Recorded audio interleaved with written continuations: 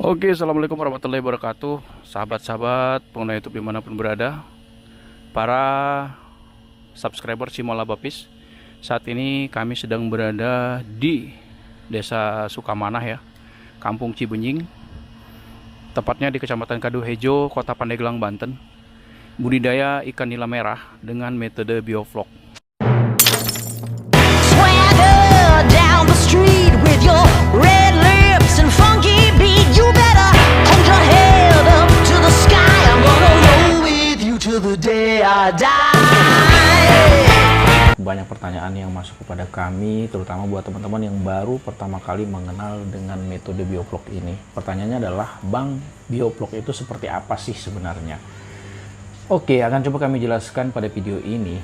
Kami mulai dari dasar kembali bahwa bioflok itu pengertiannya adalah berasal dari dua kata ya, bio dan flok. Dimana bio itu artinya adalah hidup, sedangkan flok itu artinya adalah gumpalan. Nah, secara keseluruhan artinya adalah makhluk hidup yang membentuk gumpalan-gumpalan. Dimana gumpalan-gumpalan tersebut terdiri dari jasad-jasad ternik, yaitu bakteri, alga, kemudian senyawa-senyawa jasad-jasad ternik lainnya yang terdapat di dalam air. Teman-teman semuanya, dalam hal metode bioflok ini, jika kita aplikasikan adalah kita memanfaatkan kerja bakteri atau menggunakan jasa dari bakteri untuk membantu kita merawat air yang akan kita gunakan sebagai media budidaya ikan. Di mana air tersebut nantinya jika sudah ditanam ikan tentu akan terdapat senyawa-senyawa organik dan anorganik, di mana senyawa-senyawa organik dan anorganik tersebut merupakan kotoran atau hasil metabolisme daripada tubuh ikan.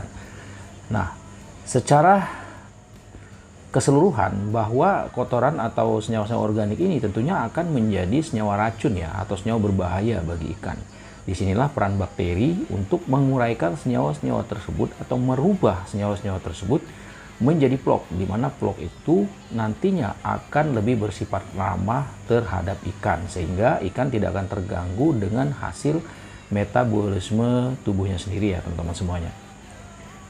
Metode bioflok ini saat ini merupakan salah satu metode perikanan yang cukup efektif teman-teman. Banyak sekali petani-petani yang terus mengembangkan metode ini dan hasilnya cukup memuaskan. Nah, bagi teman-teman yang ingin mencoba, bisa melakukannya dalam skala-skala kecil ya. Jangan kita memulai sesuatu langsung ke skala besar sebelum kita mengetahui benar-benar paham metode itu seperti apa. Kita lanjut dengan metode bioflok, teman-teman. Pada saat kita melakukan budidaya ikan metode bioflok ini, kita tidak membutuhkan air yang mengalir. Sejatinya, air yang dipergunakan adalah air yang itu-itu aja. Di mana air tersebut nanti akan diolah oleh bakteri, dirawat oleh bakteri, sehingga media tumbuh dan perkembangan ikannya akan menjadi lebih baik. Bioflok sendiri adalah metode yang kita aplikasikan dengan memasukkan oksigen yang jumlahnya sangat besar ke dalam air. Kenapa seperti itu? Karena bakteri aerob atau bakteri lactobacillus yang bisa dengan cepat menguraikan senyawa-senyawa organik dan anorganik di dalam air itu membutuhkan persediaan oksigen yang cukup. Nah, teman-teman semuanya, berarti oksigen di sini bukan hanya dibutuhkan untuk pernapasan ikan, tapi dibutuhkan juga oleh bakteri untuk berkembang biak. Nah, jadi di dalam air ini sebenarnya bakteri itu hidup teman-teman semuanya. Hidup dan terus bekerja. Hidup secara berdampingan dengan ikan-ikan di dalam kolam tersebut. Di sini bakteri tidak berperan sebagai kompetitor, tetapi merupakan simbiosis mutualisme terhadap ikan yang terdapat di kolam bioflok tersebut.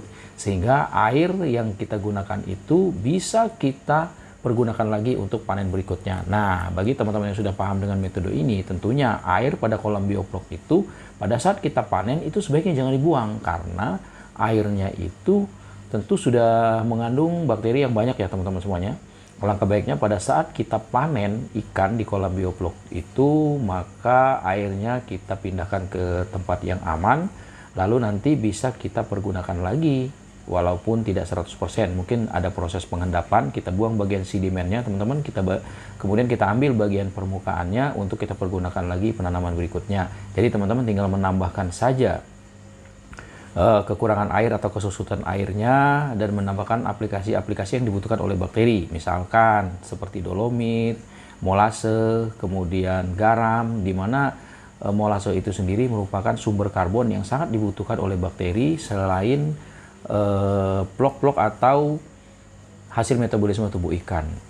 Metode bioplok ini keunikannya adalah teman-teman, kita bisa melakukan tebar padat ya. Dari beberapa estimasi, beberapa uji coba yang kami lakukan, banyak teori mengatakan bahwa metode bioplok ini bisa melakukan kepadatan tebar itu hingga 100 ekor setiap kubik air. Dan beberapa hasil riset yang kami lakukan di tempat lain, ternyata bioplok itu bisa ditingkatkan lagi dengan kepadatan tebar hingga 300 ekor per kubik airnya. Wah, tentu ini sangat-sangat padat ya teman-teman. Tentunya dengan syarat aerasinya harus lebih kencang. Jadi teman-teman harus menggunakan aerator dengan kapasitas perisai udaranya yang lebih tinggi. Sampai di sini mungkin teman-teman sudah mulai paham apa itu metode bioplok. Selamat mencoba, dan untuk lebih detailnya pada channel Simalaba ini kami sudah banyak sekali ya menampilkan alat dan bahan yang bisa dipergunakan untuk metode bioplok. Selamat mencoba teman-teman semuanya. Salam sehat selalu. Wassalamualaikum warahmatullahi wabarakatuh. Swagger down the street with your red lips and funky beat. You better hold your head up to the sky. I'm gonna roll with you till the day I die.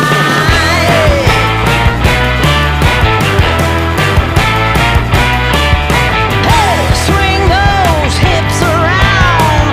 Can't stop, roll back down. My ladies, short, tall, thin or wide, always down and ready to ride.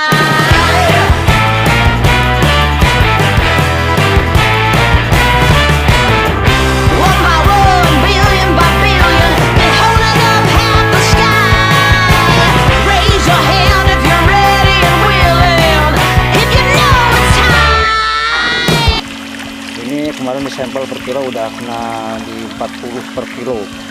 Jadi udah ada perubahan dari 100 ke 40 dalam waktu 1 bulan. Ini diameter berapa, Mas? Ini sama, kita punya diameter 8,4 semua yang 10 kolam ini. Jadi Ya, ini samain. berapa tebar, berapa kilo?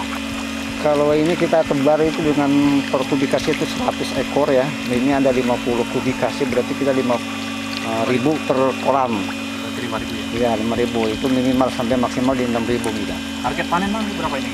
Kalau target panen kalau ukuran kecilnya bisa di 3,5 bulan. 3 bulan setengah. Nah, karena benahnya kecil benihnya ya. Kalau benihnya yang 50 itu sekitar 3 bulan. Terus berapa kita? Benihnya kemarin yang ditabur itu cuman hanya kemarin 50 kilo karena ada 100 per ekor. Ya. Ya. Berarti target sekitar 1 Tik- ton? Maksimal di 1 ton sampai di 9 kintal. Dengan ukuran panen itu 1,4 kilo ya. Raise your hand.